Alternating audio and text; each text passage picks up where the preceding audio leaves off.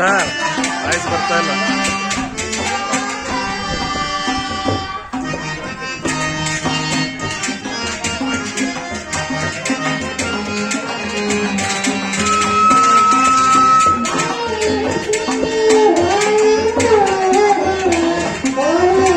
ಈಗ ಬರ್ತಾ ಇದೆ ಸರ್.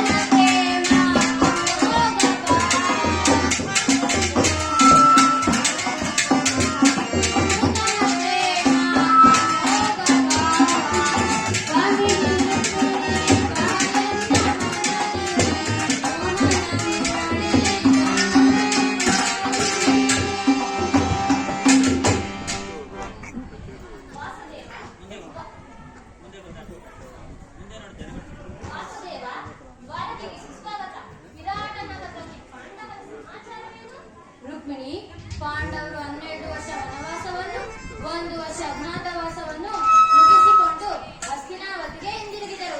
ವಿರಾಟನ ಪುತ್ರಿಯಾದ ಉತ್ತರೆಯೊಡನೆ ಅಭಿಮನ್ಯುವಿನ ವಿವಾಹವಾಯಿತು.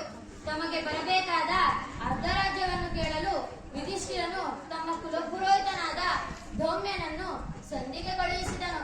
ಆದರೆ ದುರ್ಯೋಧನನು ಸಂಧಿಗೆ ಸಮ್ಮತಿಸಲಿಲ್ಲ. ಪ್ರೇಯಸಿ, ಯುದ್ಧವೇನೋ ಅನಿವಾರ್ಯವಾಗಿ ಒದಗಿ ಬಂದಂತಿದೆ. ಪುನಃ ಈಗ ಆವಾಗ ನಿಮ್ಮ ವಿಶ್ರಾಂತಿ ಕಳೆದು ಹೋದವು.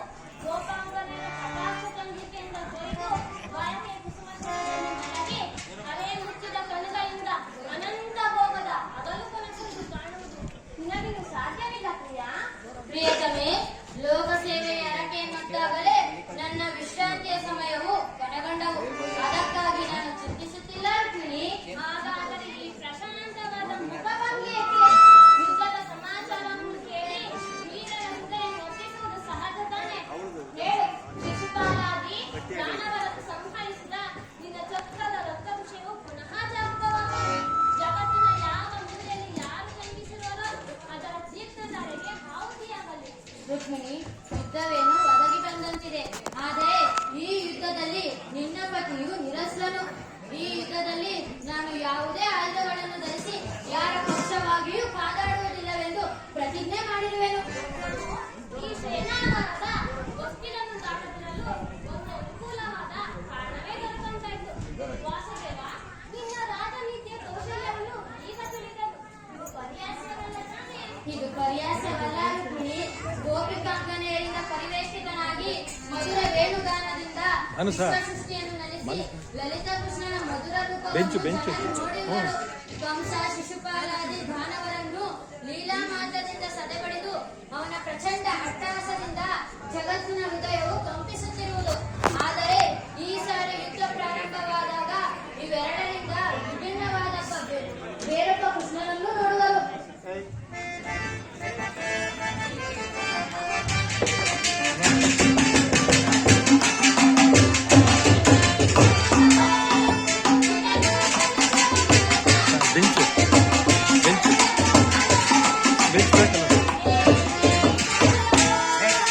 ಹೋಗಿ ಬೆಂಚಿಗೆ ಒಂದು ಫಂಕ್ಷನ್ ತಗೊಂಡು ಬೇಗ ಅಲ್ಲೇ ಇದೆಯಲ್ಲ.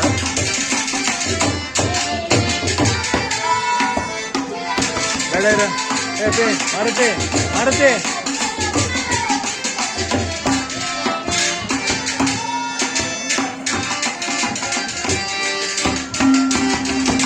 ಸರ್ ಬೆಂಚ್ ಹಾಕ್ಬಿಟ್ರೆ ಬೆಂಚ್ ಬೇಡವಾ, ಟೇಬಲ್ ಬೇಡವಾ?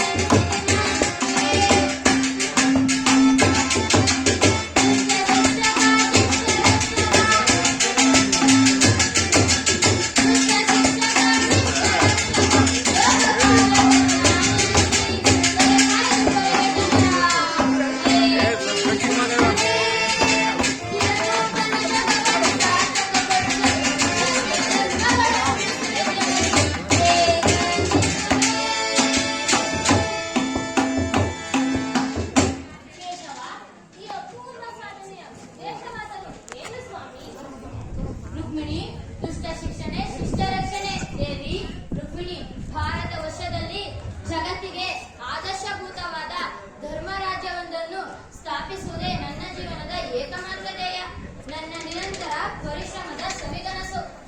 ನೀನಿನ್ನು ಹೊರಡು ರುಕ್ಮಿಣಿ, ನಾನು ಕ್ಷಣಕಾಲ ನಿದ್ರಿಸುವೆನು. ಪುನಃ ಎಚ್ಚರಗೊಳ್ಳುವುದರೊಳಗಾಗಿ ಭಾರತದ ಯುದ್ಧ ಅಥವಾ ಶಾಂತಿಯ ಪ್ರಶ್ನೆಗಳು ಈ ಮಂದಿರದಲ್ಲಿ ನಿರ್ಣಯಿಸಲ್ಪಡಬೇಕಾಗಿದೆ.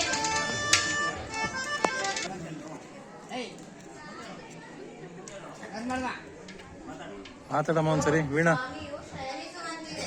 ಹೇ ದಯಾಮಯನೇ, ಈ ನಿನ್ನ ಭಕ್ತರನ್ನು ಉದ್ಧಾರ ಮಾಡಿ ಕಾಪಾಡು ದೇವ, ಕಾಪಾಡು.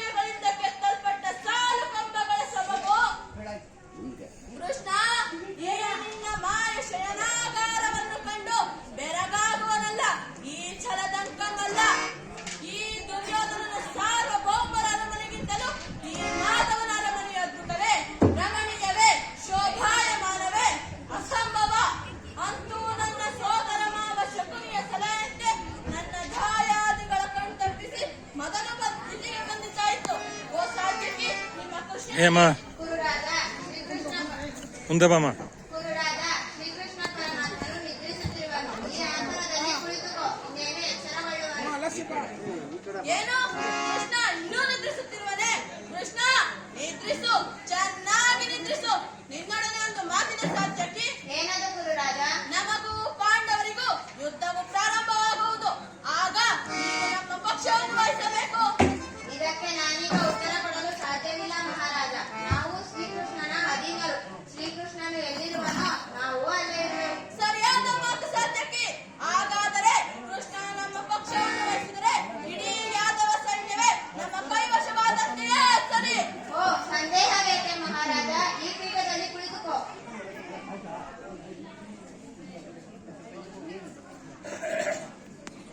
ಛೆ, ಛೆ, ನಾನ್ಯಾರು? ಮಲ್ಲರಲ್ಲಿ ಮಲ್ಲ, ಜಗದೇಕ ಮಲ್ಲ, ಮಲ್ಲರನ್ನೆಲ್ಲ ಗೆಲ್ಲಬಲ್ಲ ಈ ಛಲದಂಕಮಲ್ಲನಾದ ನಾನು ಈ ಗೊಲ್ಲರ ಪದದಲ್ಲಿ ಕುಳಿತುಕೊಳ್ಳುವುದೇ ಅಸಂಭವ. ನನಗೆ ಯೋಗ್ಯವಾದ ಪೀಠ ಶಿರೋಭಾಗ. ನಾನು ಅಲ್ಲಿಗೆ ಹೋಗಿ ಕುಳಿತುಕೊಳ್ಳುತ್ತೇನೆ.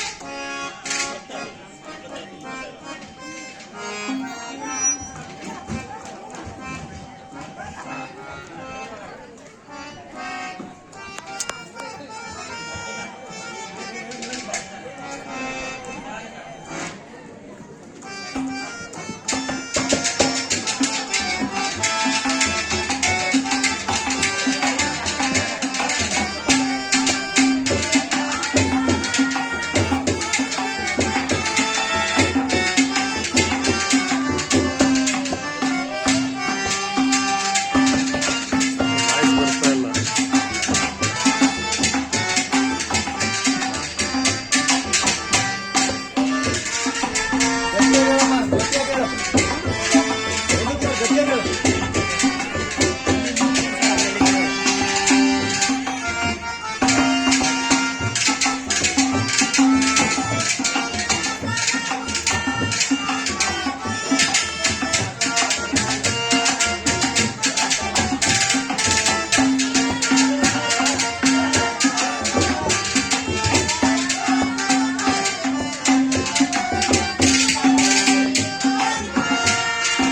ಸ್ವಿಚ್ ಆಫ್ ಆಗಿದೆ ಸರ್.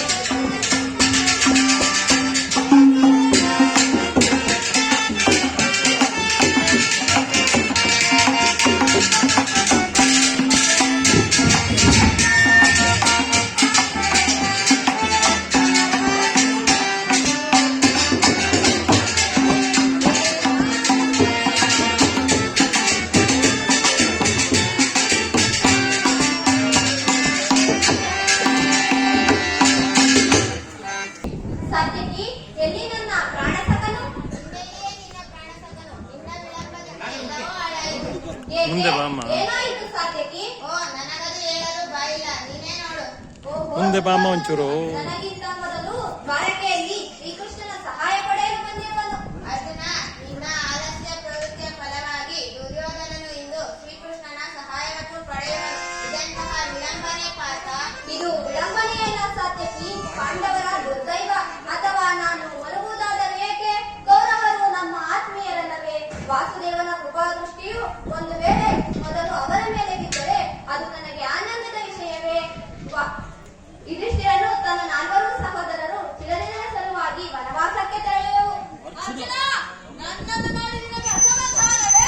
ನೀನು ದ್ವಾರಕೆಗೆ ಪ್ರಯಾಣ ಬೆಳೆಸಿದೆಂದು ನಿನ್ನ ಬಳಿಕವೇ ನಾನು ಹೊರಟಿದ್ದು. ಆದರೆ ನನ್ನ ಸುದೈವದಿಂದ ನಾನು ಮೊದಲು ಇಲ್ಲಿಗೆ ಬಂದೆನು. ಗುರು ಸನ್ನಿಧಿಗೂ ದೇವ ಮಂದಿರಕ್ಕೂ ಮೊದಲು ಹೋದರೇನು ಕೊನೆಗೆ ಹೋದರೇನು ಅವರವರ ಭವನಾನುರೂಪ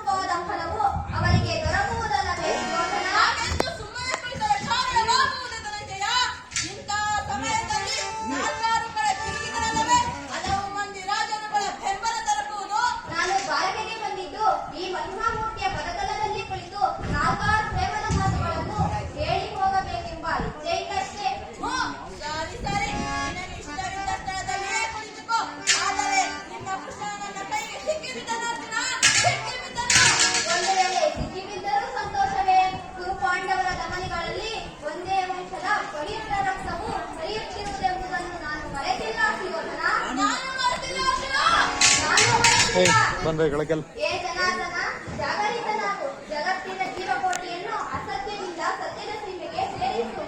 ಅಂಧಕಾರದಿಂದ ಬೆಳಕಿನೆಡೆಗೆ ಕರೆದುಕೊಂಡು ಬಾ. ಮೃತ್ಯುವನ್ನು ಹರಿಸಿ ಅಮೃತವನ್ನು ಕೊಡು. ಏಳು ಚಕ್ರಪಾಣಿ, ಮೂರು ಲೋಕದ ಮಂಗಳವು ನಿನ್ನನ್ನೇ ಸೇರಿಸುತ್ತದೆ.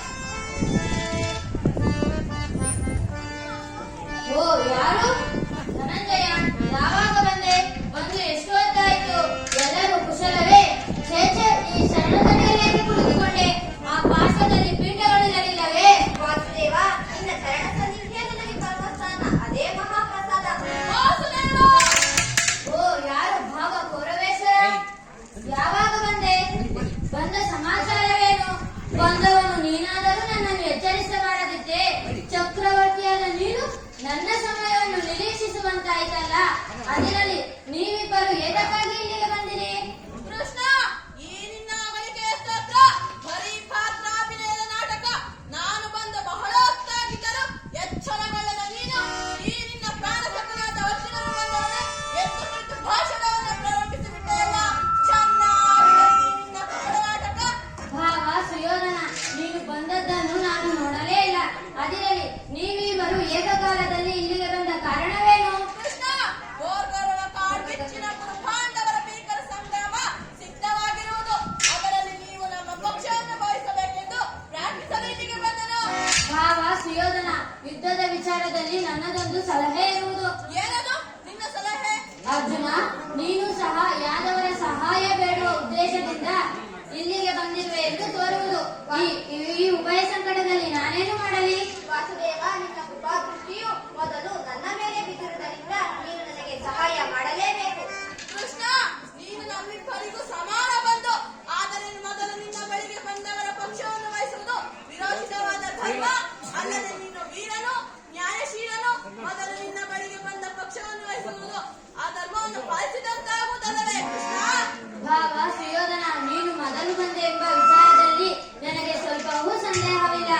ಆದರೆ ನಾನು ನಿದ್ರೆಯಿಂದ ಎಚ್ಚರಗೊಂಡಾಗ ನನಗೆ ಮೊದಲು ಈ ಕಾತನು ಕಂಡೆನು. ಅದು ಅಲ್ಲದೆ ಆತನು ನಿನಗಿಂತಲೂ ಚಿಕ್ಕವನು. ಆತನಿಗೆ ಬೇಕಾದ್ದನ್ನು ಮೊದಲು ಕೇಳುವ ಅಧಿಕಾರ ಆತನಿಗಿರುವುದು. ಎಲ ಕಪಟಿ! ಈಗ ಕೇಳಿರಿ. ಅಪ್ರತಿಮ ವೀರ ಭಟರಿಂದ ಕೂಡಿದ ಬಲರಾಮ ಸಹಿತ ಯಾದವ ಅಕ್ಷೋಹಿಣಿ ಸೈನ್ಯ ಒಂದು ಕಡೆ, ಯುದ್ಧ ವಿಮುಖನು ನಿಧಸ್ಸನು ಆದ ನಾನು ಮತ್ತೊಂದು ಕಡೆ. ಅರ್ಜುನ, ಇವೆರಡರಲ್ಲಿ ನಿನಗೆ ಯಾವುದು ಬೇಕು? ಯದುಕುಲ ಚೂಡಾಮಣಿ, ನಾನು ನಿನ್ನನ್ನೇ ಅಪೇಕ್ಷಿಸುವೆನು. ಆಯುಧಗಳನ್ನು ಹಿಡಿಯುವಂತಿಲ್ಲ, ಯುದ್ಧ ಮಾಡುವಂತಿಲ್ಲ ಅಂದ ಮೇಲೆ ಈತನಿಂದ ಏನು ಪ್ರಯೋಜನ? ಕೃಷ್ಣ, ಪಾಂಡವರ ರಕ್ಷಣಾ ಭಾರವನ್ನು ನೀನೇ ವಹಿಸಿಕೋ. ಗುರುದೇವ ಬಲರಾಮ ಸಹಿತ ಯಾದವ ಅಕ್ಷೋಹಿಣಿ ಸೈನ್ಯವೇ ನಮ್ಮ ಪಕ್ಷವನ್ನು ವಹಿಸಲಿ. ಭಲೆ ಭಾವ, ಭಲೆ. ನಿನ್ನ ಸಾಹಸಕ್ಕೆ ತಕ್ಕದ್ದನ್ನೇ ಆರಿಸಿಕೊಂಡಿರುವೆ. ನಡೆ, ಸೈನ್ಯಕ್ಕೆ ಆಜ್ಞೆ ಮಾಡುತ್ತೇನೆ. ಭಲೆ ಕಪಟನಾಟಕ ಸೂತ್ರಧಾರಿ, ಭಲೆ. ಭಕ್ತರನ್ನು ಎಚ್ಚರಿಸುವ ನಿನ್ನ ಕಣ್ಸಂದೆಯ ಕಪಟ ಮೋಸವನ್ನು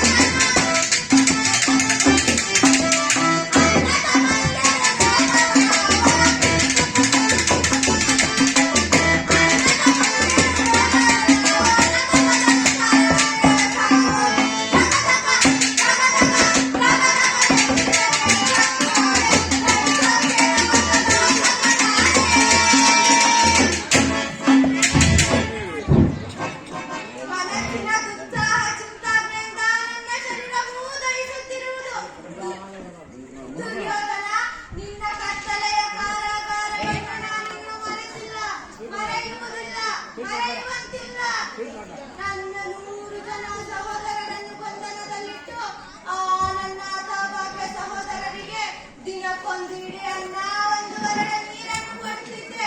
ಆ ನನ್ನ ಸಹೋದರರು ಆ ಇಡೀ ಕುಲವನ್ನು ನನಗೆ ಕೊಟ್ಟು ಒಬ್ಬೊಬ್ಬರಾಗಿಯೇ ಸತ್ತರು. ಅಳಬೇಡಿರಿ ಸಹೋದರರೇ, ಅಳಬೇಡಿರಿ. ಒಬ್ಬೊಬ್ಬರಾಗಿಯೇ ಸತ್ತರು. ದುರ್ಯೋಧನ ಒಬ್ಬೊಬ್ಬರಾಗಿಯೇ ಸತ್ತರು. ದುರ್ಯೋಧನ ನರಕದ ಭಯಂಕರ ಹಿಂಸೆಗಿದ್ದಲು ಕುರುಕ್ಷೇತ್ರದಲ್ಲಿ ಈ ಶಕುನಿಯಿಂದ ನಿನಗಾಗುವ ಹಿಂಸೆ ಭಯಾನಕವೆನಿಸಬಹುದು, ಅತಿ ಭಯಾನಕವೆನಿಸಬಹುದು. ತಾಯಿಯ ಕಣ್ಣೀರಿನಿಂದ ತೊಯ್ದು ಗುರು ಹಿರಿಯರ ರಕ್ತದಿಂದ ಕಳಂಕಿತನಾಗಿ ಪುತ್ರ ಶೋಕದಿಂದ ದಹಿಸುತ್ತಾ ನಿನಗಾಗಿ ಒಂದು ಹುಟ್ಟಿಸಿರನ್ನು ಬಿಡುವವರಿಲ್ಲದೆ ನರಕದ ಮಾರ್ಗವನ್ನೇ ಹಿಡಿಯುವೆ, ನರಕದ ಮಾರ್ಗವನ್ನೇ ಹಿಡಿಸುವೆ.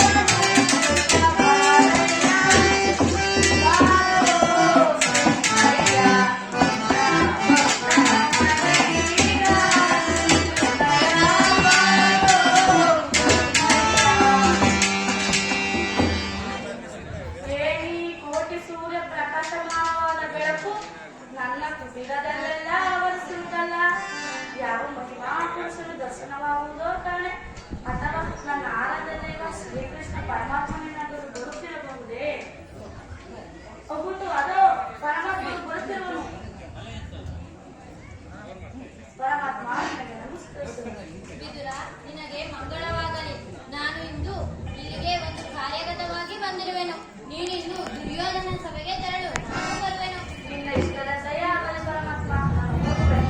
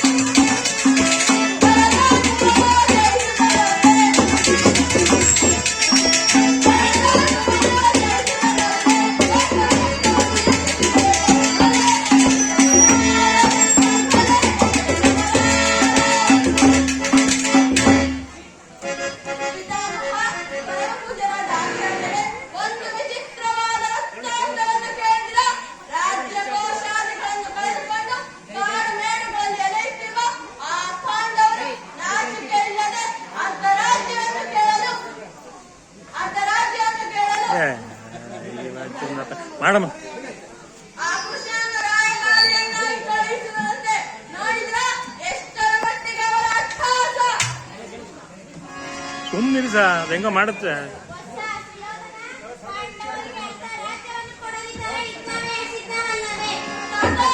ಏನು ಹೇಳ್ತೀರಿ? ಯುದ್ಧವೇ ಯುದ್ಧ, ಅದಕ್ಕೆ ನಾನು ದೀಕ್ಷಾಬದ್ಧ. ನನ್ನ ಬಳಿಯಲ್ಲಿ 11 ಅಕ್ಷೋಹಿಣಿ ಸೈನ್ಯವಿರುವುದು. ಅದರ ಹಿಡಿತಕ್ಕೆ ಸಿಕ್ಕಿದವರು ಮದಿಸಿದ ಆನೆಯ ಕಾಲಿಗೆ ಸಿಕ್ಕಿದ ಬಾಳೆ ಹಣ್ಣಿನ ನಜ್ಜುಗುಜ್ಜಾಗುವರು. ಅದಂತಿರಲಿ ಸಹೋದರ ದುಶ್ಯಾಸನ, ಪಾಂಡವರ ರಣಯಜ್ಞವನ್ನು ಪ್ರಾರಂಭಿಸಲು ಸರಿಯಾದ ಕರ್ಮೋಪದೇಶಕರಾರು.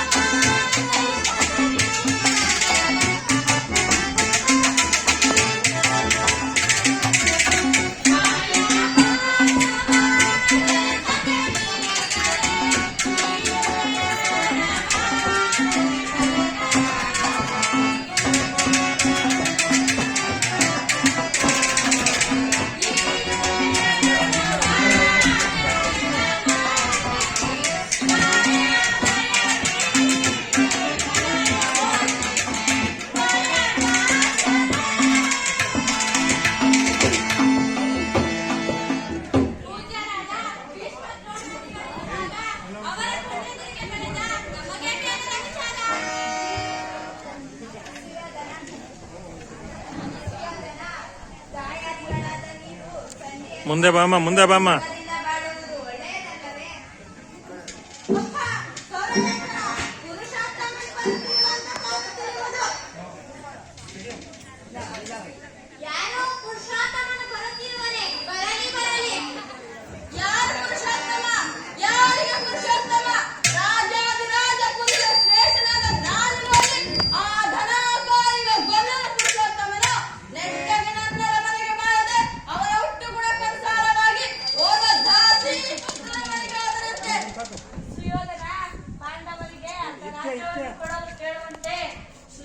ಪರಮಾತ್ಮನು ರಾಯಭಾರಿಯಾಗಿ ಬರುತ್ತಿರುವನಲ್ಲದೆ ನಿನ್ನಲ್ಲಿ ಯಾಚನೆಗಾಗಿ ಬರುತ್ತಿಲ್ಲ.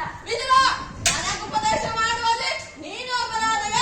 ಪಾಂಡವರಿಗೆ ಬರಬೇಕಾದ ಅರ್ಧರಾಜ್ಯದ ವಿಚಾರವನ್ನು ನಾನು ನಿನ್ನಿಂದ ಕೇಳಿ ತಿಳಿದುಕೊಳ್ಳಬೇಕೆ? ಸಾಕು, ಬಾಯಿ ಮುಚ್ಚು. ದುರ್ಯೋಧನ, ಬಲವಂತನಾದ ನಿನಗೆ ನ್ಯಾಯವೋ ದಿನವೋ ಅಥವಾ ನ್ಯಾಯಕ್ಕೆ ಬರುವ ದಿನವೋ? ರೋಗಿಗೆ ಅಪತ್ಯವು ರುಚಿಸಿದಂತೆ ಪಥ್ಯವು ಎಂದಿಗೂ ರುಚಿಸುವುದಿಲ್ಲ. ನಿನ್ನ ಮರಣ ಕಾಲವು ಸಮೀಪಿಸುವುದರಿಂದ ಈ ಕಡೆ ತಿರ್ಗಮ್ಮ.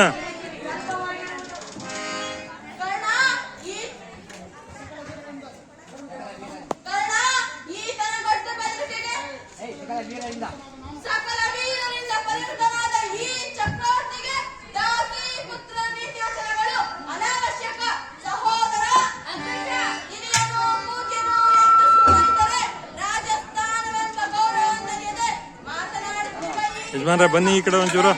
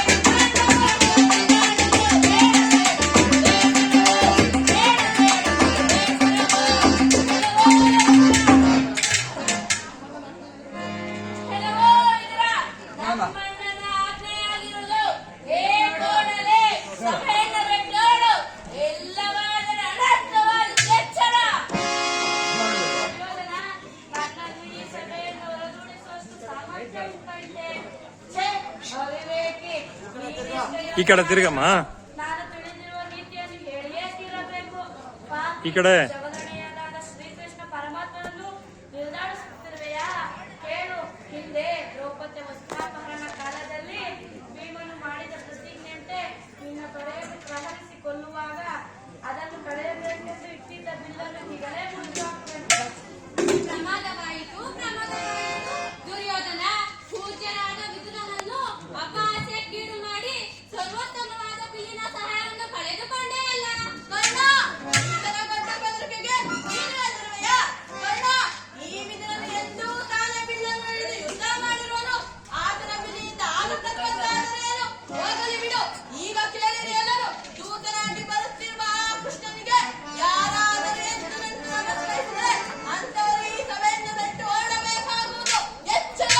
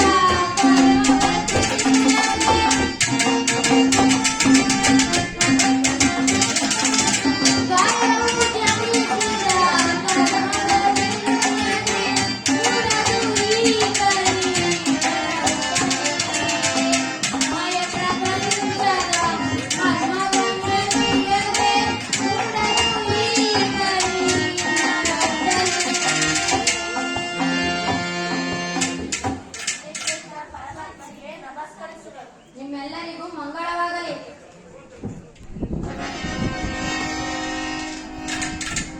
ಓಹೋ, ಈ ದುರ್ಯೋಧನನು ಎಷ್ಟು ದುರಾಂಕಾರದಿಂದ ಕುಳಿತಿರುವನು. ಭೀಷ್ಮ ದ್ರೋಣಾದಿಗಳು ಎದ್ದು ನಿಂತು ನನಗೆ ನಮಸ್ಕರಿಸಿ ಗೌರವಿಸುವಾಗ ಈತನು ಕಣ್ಣಲ್ಲಿಯೂ ಸಹ ನೋಡದೆ ಕುಳಿತಿರುವನಲ್ಲ. ಇರಲಿ, ನನ್ನ ಪಾದದಿಂದ ಭೂಮಿಯನ್ನು ಮೆಟ್ಟಿ ತಾನಾಗಿಯೇ ಬಂದು ನಮಸ್ಕರಿಸುವಂತೆ ಮಾಡುವುದನ್ನು ಜಾಗೃತರಾಗು ಯೋಗಮಾಯೇ. ದುರ್ಯೋಧನ, ಚಕ್ರವರ್ತಿಯಾದ ನೀನು ಈ ತುಂಬಿದ ರಾಜಸಭೆಯಲ್ಲಿ ದೂತನಾಗಿ ಬಂದಿರುವ ನನಗೆ ನಮಸ್ಕರಿಸುವುದೇ? ನಾನೇ ನಿನ್ನ ಬಳಿಗೆ ಬರುತ್ತಿದ್ದೇನಲ್ಲ. ಚೇಚೆ, ಮೇಲೇಳು ಸುಯೋಧನ. ಛೆ, ಛೆ! ನಾ ಚಂದ್ರಕುಲ ಚಕ್ರೇಶ್ವರನಾದ ನೀನು ದೂತನಾಗಿ ಬಂದಿರುವ ನಿನ್ನ ಪಾದದಲ್ಲಿ ಪದ್ಮಲೇಖ ಇರುವುದೋ ಇಲ್ಲವೋ ಎಂದು ಅಡಿಯಿಂದ ಮುಡಿಯವರೆಗೂ ನಮಸ್ಕರಿಸಿದರೆ ಈ ಭೂಮಾತೆಗೆಂದು ತಿಳಿ. ನಿನಗಲ್ಲ, ಬಂದಿದ್ದಾಯಿತು. ಕುಳಿತುಕೋ, ಪಾಂಡವರ ರಾಯಭಾರಿ.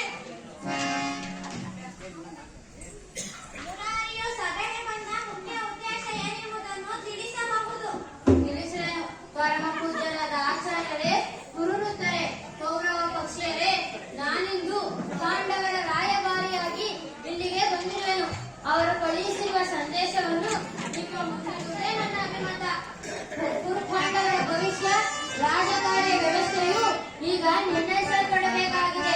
ನಾನು ನಿಮ್ಮ ಮುಂದಿರುವ ಪ್ರಶ್ನೆಗಳನ್ನು ನೀವು ಅನುಗ್ರಹಿಸಿ ಗಮನಿಸಬೇಕಾಗಿದೆ. ಈ ವಿಷಯದಲ್ಲಿ ನೀವು ಉಪೇಕ್ಷೆ, ಪಕ್ಷಪಾತ, ಅಸಂಬದ್ಧ ಪ್ರಲಾಪ, ಆತುರ ಮುಂತಾದ ಭಾವನೆಗಳನ್ನು ತಿಳಿಸಿ ತೀರ್ಪು ಕೊಡಬೇಕಾಗಿದೆ. ಅವರು ನನ್ನೊಡನೆ ಈ ರೀತಿ ಸಂದೇಶವನ್ನು ಕಳುಹಿಸಿರುವರು. ಪ್ರತಿಜ್ಞೆಯಂತೆ ನಡೆದುಕೊಂಡೆವು. ವಾಗ್ದಾನ ಮಾಡಿದಂತೆ ತಮಗೆ ಬರಬೇಕಾದ ಅರ್ಧರಾಜ್ಯವನ್ನು ಕೊಡಿ ಎಂದು ಕಳುಹಿಸಿರುವರು. ಕೃಷ್ಣ, ರಾಜ್ಯವನ್ನು ಸಂಪಾದಿಸುವುದು ಯಾಚನೆಯಿಂದಲ್ಲ, ಅವರ ಸಾಹಸಿಗಳೇ ಆಗಿದ್ದಾರೆ. ಈ ಅಖಂಡ ಸಾಮ್ರಾಜ್ಯವನ್ನೆಲ್ಲ ಆಳಬೇಕೆಂಬ ಇಚ್ಛೆಯವರಿಗಿದ್ದರೆ ನಮ್ಮೊಡನೆ ಯುದ್ಧ ಮಾಡಿ ರಾಜ್ಯವನ್ನು ಪಡೆಯಲಿ. ಇಲ್ಲದಿದ್ದರೆ ಮತ್ತೊಮ್ಮೆ ಕಾಡಿಗೆ ಹೋಗಲಿ. ಚಕ್ರವರ್ತಿ, ಶಾಂತಿಯಿಂದಲೇ ರಾಜ್ಯವನ್ನು ಸಂಪಾದಿಸಬೇಕೆಂದಿರುವ ಧರ್ಮರಾಯ, 1000 ಆನೆಯ ಬಲವುಳ್ಳ ರೌದ್ರಾಂಶ ಸಂಭೂತ ನಮ್ಮ ಭೀಮಸೇನ ಪರಶುವನೊಡನೆ ಹೋರಾಡಿ ಪಾಶು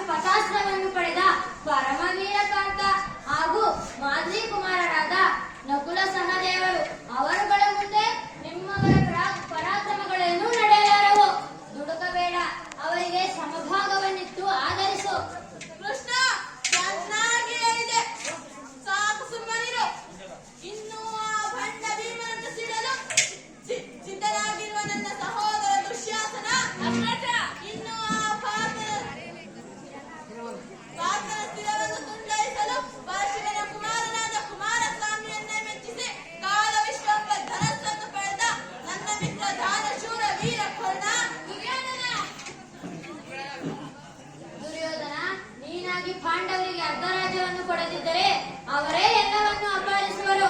ಅಪಹರಿಸುವುದಕ್ಕೆ ರಾಜ್ಯ ಏನು ಬೆಣ್ಣೆ ಮುದ್ದೆಗಳಲ್ಲವೋ ಅಲ್ಲ.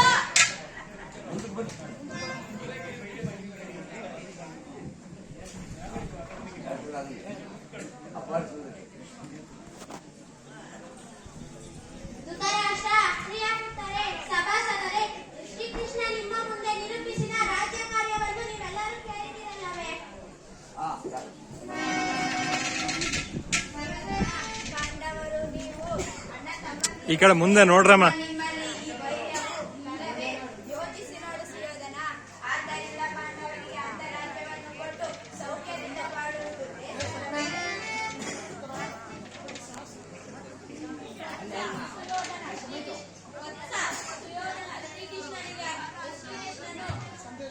ಸಂದೇಶವು ಪಿತಾಮಹ ಭೀಷ್ಮನ ಉದ್ದೇಶವು ನನ್ನ ಆದೇಶವು ಒಂದೇ ಆಗಿದೆ. ಇನ್ನಾದರೂ ಯುದ್ಧದ ಚಿಂತೆಯನ್ನು ಬಿಟ್ಟು ನಿನ್ನ ವೃತ್ತ ಚಂಡಿ ಜನರಿಗೆ ಸಂತೋಷವನ್ನುಂಟು ಮಾಡು. ಬಂಧು ಬಾಂಧವರೆಲ್ಲ ರಕ್ತಪಾತದಿಂದ ಭಾರತ ಭೂಮಿಯನ್ನು ಅರಾಜಕವಾಗಿ ಮಾಡಬೇಡ. ಸಹೋದರರಿಗೆ ಕಿವಿ ಕೊಡಬೇಡ. ಪಾಂಡವರು ನಿನಗೆ ಸಹೋದರ ಈ ಕಡೆ ತಿರ್ಗಮ್ಮ. ಈ ಧಾಸಿ ಪುತ್ರರು ನನಗೆ ಉಪದೇಶ ಮಾಡುವುದಲ್ಲವೋ? ಆಗಲಿ ವಿದುರ, ನಿನ್ನ ಅರಣ್ಯರಾಜನರು ನಡೆಯಲಿ. ನನ್ನ ರೋದನವು ಅರಣ್ಯ ರೋದನವೇ. ಈ ಕಡೆ ನೋಡಮ್ಮ. ಉಪದೇಶ ಮಾಡಬಾರದೆಂದು ದೊಡ್ಡವರು ಹೇಳಿದ್ದಾರೆ. ಆದರೆ ಏನು ಮಾಡಲಿ? ಕೆಡುವವರನ್ನು ನೋಡಿದಾಗ ಅವರಿಗೆ ಸದುಪದೇಶ ಮಾಡುವುದು ನಮ್ಮಗಳ ಕರ್ತವ್ಯ. ನಾವೀಗ ಸುಮ್ಮನಿದ್ದರೆ ದೋಷ ಸಂಭವಿಸುವುದು ಕುಮಾರ. ಈಗ ನೀನು ಯೌವನ ಮದದಿಂದ ದುರ್ವಿಧನಾಗಿರುವೆ. ರಾಜ್ಯದ ಮದದಿಂದ ನಿನ್ನ ಕಿವಿಗಳು ಮುಚ್ಚಿ ಹೋಗಿವೆ. ನನ್ನ ಸದುಪದೇಶಗಳು ನಿನಗೆ ಮೈಕ್ ಹತ್ರ ಬಮ್ಮ. ಆದರೂ ಹೇಳುವೆನು, ಇದೀಗ ಸಂಧಿಗೆ ಸುಸಮಯ. ಹಠವಿದ್ದಾಗಲೂ ಕಳೆದುಕೊಳ್ಳಬೇಡ. ಇರುವ ರಾಜ್ಯವೆಲ್ಲವನ್ನೂ ನೀನು ಅನುಭವಿಸು. ನಿನ್ನ ಇಚ್ಛೆ ಇದ್ದಷ್ಟು ಭೂಮಿಯನ್ನಾದರೂ ಪಾಂಡವರು ಕೊಡು. ಇದೇನು ನನ್ನ ಅಭಿಪ್ರಾಯ. ಈ ನೀತಿಯನ್ನು ಪಾಂಡವರಿಗೆ ಹೇಳಲೇಬೇಕೆ? ಸಾಕು, ಸುಮ್ಮನೆ ಕುಳಿತುಕೋ. ಕೃಷ್ಣನಿಗಾಗಲಿ ನನ್ನ ತಂದೆಗಾಗಲಿ ಸಂದರ್ಭದಲ್ಲಿ ಮಾತ್ರವೇ ದರ್ಶನ ಕಾಣುತ್ತಿರುವು. ಆ ಪಾಂಡವರು ನಿರ್ದೋಷಿಗಳಲ್ಲವೇ? ಸಾಕು, ಸುಮ್ಮನೆ ಕುಳಿತುಕೋ. ದುರ್ಯೋಧನ, ಇಂದ್ರಪ್ರಸ್ಥದಲ್ಲಿ 5 ಗ್ರಾಮಗಳನ್ನಾದರೂ ಕೊಡು. ಕೃಷ್ಣ, 5 ಗ್ರಾಮಗಳಲ್ಲಿ ಪಾಂಡವರಿಂದ ಭಿಕ್ಷಾಟನೆ ಮಾಡುತ್ತಿದ್ದ 50 ಊರುಗಳು ಸಿದ್ಧವಿರುವು. ಒಬ್ಬೊಬ್ಬರಿಗೂ ಒಂದೊಂದು ಭಿಕ್ಷಾ ಪಾತ್ರೆಯನ್ನು ಕೊಡಿಸಿದನು. ಅವರು ಅಲ್ಲಿಗೆ ಹೋಗಿ ಭಿಕ್ಷೆಯನ್ನು ಮಾಡಲಿ. ದುರ್ಯೋಧನ, ನಮ್ಮ ಈ ಕಡೆ ಬಾ ಅಮ್ಮ. ಭೀಮಸೇನಾದರೂ ಮಹಾವರಟ. ಈ ಕಡೆ ಬಾ ಅಮ್ಮ. ಅವನಿಗೆ ಒಂದು ಊರನ್ನಾದರೂ ಕೊಡು. ಕೃಷ್ಣ, ಮನಸ್ಸಿನಲ್ಲಿ ಯುದ್ಧವನ್ನು ಈ ಕಡೆ ಬಾ ಅಮ್ಮ. ಇಟ್ಟುಕೊಂಡು ಬಹಿರಂಗದಲ್ಲಿ ಸಂಧಿಯ ವಿಚಾರವನ್ನು ಮಾತನಾಡುತ್ತಿರುವ ನಿನ್ನ ಮಾಯ ನಾಟಕವನ್ನು ನಾನೇನು ಅರಿಯದವರೆಂದು ಭಾವಿಸಿದೆ. ಬಾಮ್ಮ ಮುಂದೆ ಬಾಮ್ಮ. ಒಂದು ಊರಲ್ಲ, ಒಂದು ಗೋವಿನ ಪಾದದಷ್ಟು ಭೂಮಿಯನ್ನು ಕೊಡುವುದಿಲ್ಲ. ಸುಮ್ಮನೆ ಹೋಗು. ದುರ್ಯೋಧನ, ಇಷ್ಟೊಂದು ಅಪಮಾನವೇ? ಇದು ನಿನ್ನ ದುರಾಗ್ರಹದ, ದುರಾಶಯದ, ದುಸ್ಸಾಹಸದ, ದುರಾಂಕಾರದ, ದುರಾಭಿಮಾನ. ಆದರೂ ವಿಚಾರ ಮಾಡಿ ನೋಡು ಕೌರವೇಶ್ವರ. ಕೃಷ್ಣ, ಸಾಕು ಮಾಡು ನಿನ್ನ ವಾಕ್ಪಟುತ್ವ. ಅದನ್ನು ನಾನು ಮೊದಲೇ ಹೇಳಿದ್ದೆ. ನನ್ನದು ದುರಾಗ್ರಹದ, ದುರಾಂಕಾರದ, ದುಸ್ಸಾಹಸದ, ದುರಾಶಯದ, ದುರಾಭಿಮಾನವೇ? ಭಲೆ ಭಲೆ, ಬಹಳ ಚೆನ್ನಾಗಿ ಹೇಳಿದೆ. ಅಣ್ಣನ ಮಾತುಗಳೆಲ್ಲವೂ ನನಗೊಪ್ಪಿದವು. ಈ ಕುರು ಸಹೋದರರ ಹೃದಯದಲ್ಲಿ ಪ್ರಜ್ವಲಿಸುತ್ತಿರುವ ಕೋಪ ಜ್ವಾಲೆಯಂತಹ ಮಾತುಗಳಿಂದ ಶಾಂತವಾಗುವುದಿಲ್ಲ ಕೃಷ್ಣ. ಆ ಪಾಂಡವರ ಸೇನಾ ಸಮೂಹವನ್ನು ಕಲಕಿ ಮುಂದೆ ನೋಡಮ್ಮ. ಗಂಡುಗಳಿಗಳು ನಾವು. ಆ ಬಂಡ ಭೀಮನ ರುಂಡವನ್ನು ಚೆಂಡಾಡಲು ಈ ದುಶ್ಯಾಸನು ಸದಾ ಸಿದ್ಧನಾಗಿರಲು ಹೊರಡು. ಸಮರವೇ ಸಿದ್ಧ. ಮುಂದೆ ನೋಡಮ್ಮ. ಒಂದು ನಾಲಿಯನ್ನು ಹಿಡಿಯುವುದು ಒಳ್ಳೆಯದು. ದುರ್ಯೋಧನ, ದುಶ್ಯಾಸನರ ಅಭಿಮತವೇ ನನ್ನ ಅಭಿಮತ. ಅರ್ಜುನನ ಮೇಲೆ ಅಭೇದಿರದ ಹೊರತಾಗಿ ಈ ರಾಧೆಯನಿಗೆ ಕೃಷ್ಣನನ್ನು ಸಹ ರುಚಿಸುವುದಿಲ್ಲ. ರಾಜೇಂದ್ರ, ಈ ಸಂಧಿಯು ಅಂತಿಮ ಕಾಲದಲ್ಲಿ ಶಾಂತಿಯನ್ನು ಅಪೇಕ್ಷಿಸುವ ವೃದ್ಧರಿಗೆ ಸ್ವಾಭಾವಿಕವಾದದ್ದು. ನಮ್ಮಂತಹ ಕ್ಷತ್ರಿಯ ವೀರರಿಗಲ್ಲ. ಕರ್ಣ, ನೀನು ಸಹ ಅವರಂತೆಯೇ ಮಾತನಾಡುವೆಯಾ?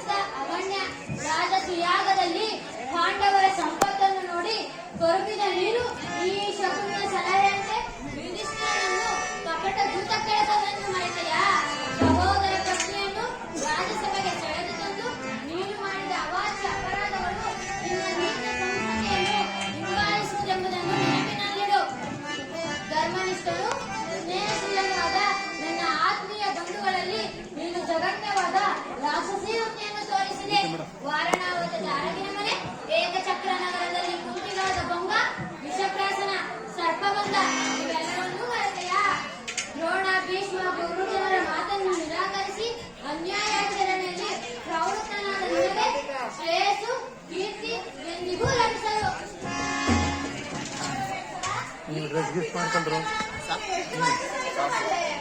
ಯಾವುದಕ್ಕೆ ಮುಂದೆ ಸಮರ ಮುಗಿಸಿ